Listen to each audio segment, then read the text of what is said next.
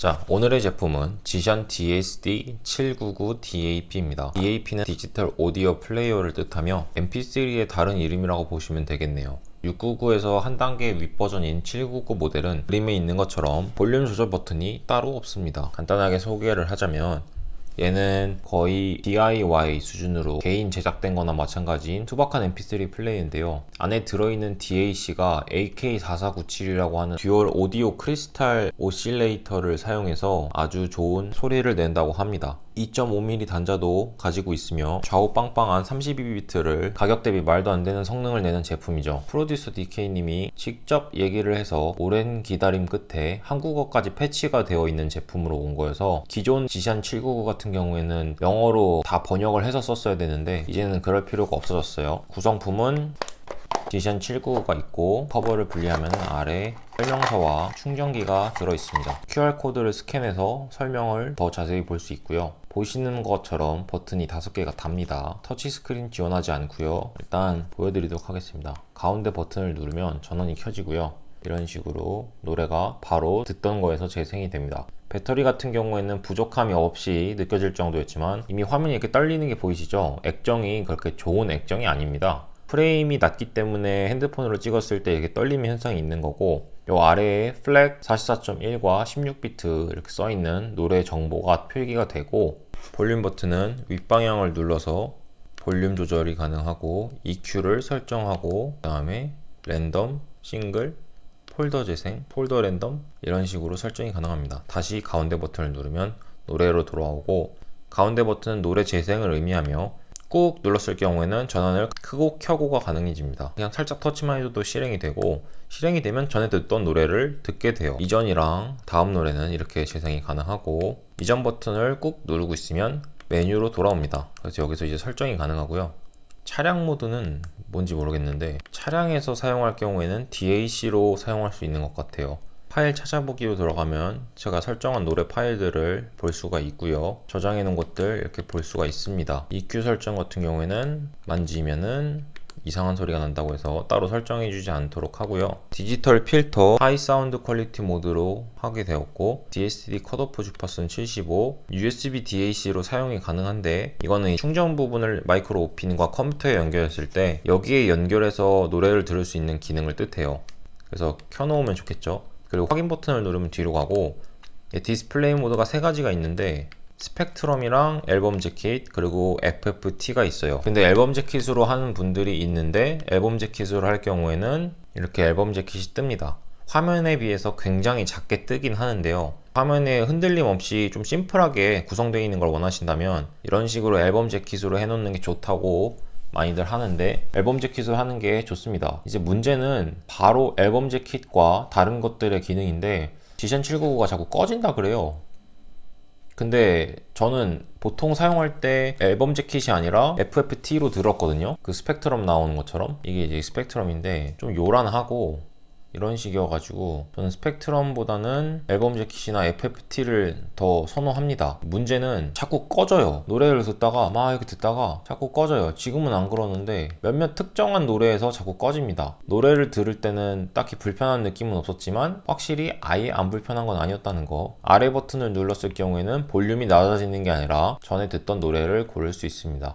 노래를 듣다가 왼쪽 버튼을 꾹 누르면 원래 듣던 노래로 돌아오게 되고요. 멈춘 상태에서 앞으로 와서 오른쪽 버튼을 누르면 노래가 재생이 되고 뭐 이런 식입니다. 근데 이게 적응을 하면은 좀 괜찮은데 분명히 헷갈려요. 저도 계속 사용하고 있지만 가끔씩 노래 듣다가 잘못 눌러서 딴짓을 할 때가 있어요. 이제 그럴 때 조금 불편하고, DSF 파일을 받아봤는데 얘네는 실행이 되지 않아요. DSD 파일만 작동을 합니다. 네, 전원을 끄고 보여드릴 게 있는데 여기 이제 마이크로 SD 카드를 넣어서 노래를 듣는 거예요. 만약에 문제 생겼을 경우에 복원하는 키가 여기 있고, 마이크로 SD 카드 같은 경우에는 512기가까지 지원을 하고 제가 쓰는 건 128기가인데 만약에 마이크로 SD 카드를 넣지 않으면 자체적인 내장 메모리가 하나도 없기 때문에 노래를 한 곡도 들을 수가 없어요. 그런 문제가 있습니다. 자체적인 스펙은 완벽하게 좋은데 접근성이 많이 떨어지는 그런 단점이 있습니다. 그게 진짜 치명적이고요. 무게도 가벼운 편에 속하지 않아요. 162g 정도 합니다. 가벼운 무게는 아니라는 거. 아이폰 SE랑 비교해 봤을 땐 얘가 아이폰 SE보다 무거운 거고, 두께도 꽤 나름 나가서 핸드폰과 주머니에 등에 같이 넣고 다니기에는 작은 크기가 아니라는 건 확실합니다. 그리고 자꾸 중간에 꺼질 때마다 저는 약간 현타가 오기는 했어요. 충전하면서 노래를 들을 경우에 전기 노이즈가 있기 때문에 충전하면서 노래를 듣는 거는 조금 그렇고요. 워낙 장단점이 명확한 제품이어가지고 제가 가지고 있는 하이엔드급 이어폰인 슈어 846 같은 모델과 사용할 때 가장 제 성능을 발휘할 수 있는 기기라고 생각이 돼요. 저렴한 가격 13만원 정도에 구매했는데 DAP를 13만원 주고 구매를 한 것 치고는 하이엔드급, 이렇게 두 조합으로 노래를 들었을 때 손실되는 게 거의 없다고 생각이 들었습니다. 헤드폰에 연결해서 들었을 때도 굉장히 좋은 음질을 자랑해가지고 아, 이게 진짜 좋기는 좋구나 라는 걸 느꼈습니다. 190이나 320 구분을 잘 못한다고 해도 분명히 그 미묘하게라도 차이가 있어요. 베이스 부분에 그 떨림이 느껴진다거나 색감이 달랐다 해야 하나? 확실히 달랐어요. 근데 이제 접근성이 좀 떨어지는 게 제일 저에겐 큰 문제로 와닿았고, 접근성이 좋다 얘입니다. 이어 스튜디오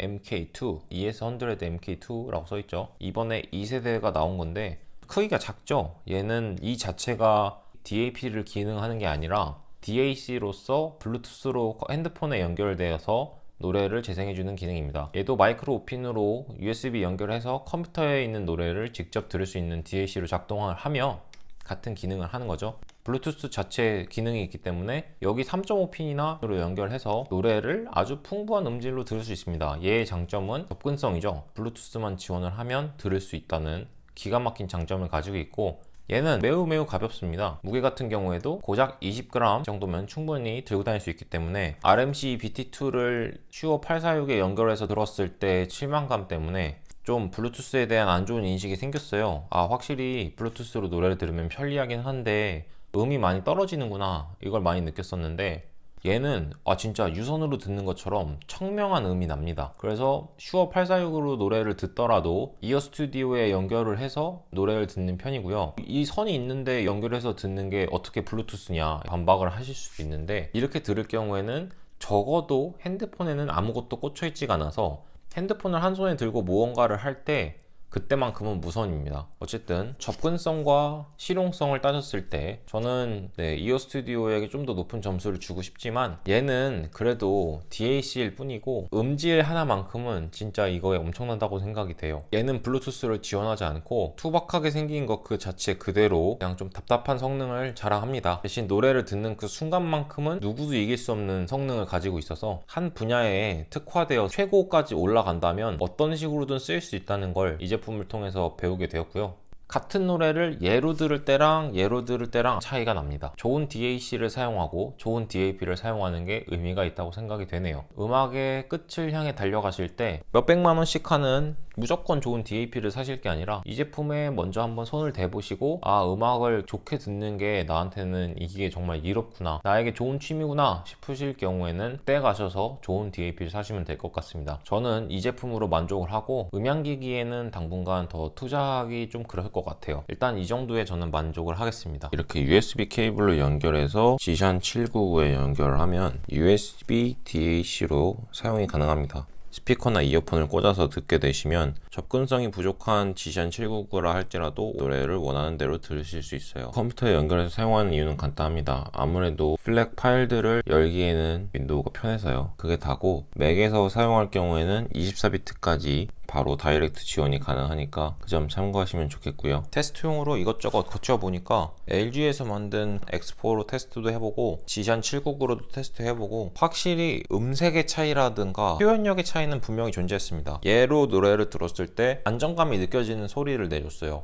다른 모델들, 얘나 ES100 같은 경우에는 일렉트로닉을 들을 때 그 기계음이라 해야 되나? 차질음? 뭐 이런 게 좀 들려가지고 음이 불안불안한 느낌, 그런 느낌을 줬던가 하면은 지션 799 같은 경우에는 일렉트로닉을 듣는데도 안정감 있게 들립니다. 같은 음원, 같은 이어폰을 사용했는데도 말이죠. 그래서 접근성이 좀 떨어지더라도 노래를 정말 잘 듣고 싶으면은 지션 799도 좋은 선택이 될 거라 생각이 듭니다. 분명히 장점보다 단점이 더 많아서 막 뭐라고 추천하기가 좀 어려운 면은 있어요. 근데 안에 들어있는 모듈이 고가 브랜드에 들어가는 모듈이라고 하고, 실제로 들었을 때 음질도 좋고 장점 하나만큼은 확실하니까 그거 믿고 음악을 들을 때 이걸로 듣는 방법도 있겠습니다. 좋아하는 노래 폴더 잘 정리해가지고 노래를 듣는다면 접근성이 많이 불편해도 어떻게든 쓰겠죠. 그리고 이거 윈도우에 연결해서 들을 때 DAC로 작동하는 게 생각보다 괜찮습니다. 물론 이걸로 직접 들을 때랑 윈도우에 연결해서 DAC로 들을 때랑 차이가 조금 있었어요. 같은 음원을 컴퓨터로 들을 때랑 이걸로 들을 때랑 왠진 모르겠지만 음색도 조금 다르고 차이가 있습니다. 저는 궁금해서 샀는데 그 돈값을 하는지는 잘 모르겠어요. 일단 자주 써야 돈값을 하는 건데 접근성이 떨어지니까 자주 쓰지는 않게 되더라고요. 들고 다니기에도 살짝 애매하고 핸드폰으로 노래 들으면서 전화도 받고 이렇게 쓰다가 이제 이어폰을 낀 mp3를 쓰고 따로 핸드폰을 쓰다 보니까 중간중간에 막 동영상 같은 걸 보게 된다거나 전화가 온다거나 했을 때 불편한 순간들이 있더라고요. 핸드폰으로 다 사용할 때는 전혀 모르던 단점들이 이걸 따로 들고 다니기 시작하니까 좀 보였습니다. 음악 하나 듣자고 너무 약간 진상이 아닌가, 돌아다니면서 이걸 들고 다니긴 좀 그렇지 않은가 싶고, 집에서 노래를 들으실 때 정말 좋은 노래를 스튜디오에서 듣는 것처럼 제대로 음감을 하고 싶다 그러면은 아주 저렴한 가격에 이걸 구매할 수 있다 생각이 듭니다. 그 이외의 경우에는 막 다른 장점은 하나도 없다고 보고 단점만 가득한 기기가 되는 거죠. 휴대성, 접근성 떨어지고 조작도 불편한 이 기기가 리뷰가 될 수 있다는 거는 그만큼 음질이 좋기 때문이라고 저는 확신합니다. 오늘 준비한 영상은 여기까지고, 지샨 디바이스 DSD799DAP 제품을 알아봤습니다. 영상이 도움이 되었다면 좋아요, 구독, 댓글 부탁드리고 저는 다음 영상으로 다시 돌아오도록 하겠습니다. 얘도 제대로 리뷰를 안 해가지고 다음 영상은 이어 스튜디오 100 MK2가 될 것 같습니다.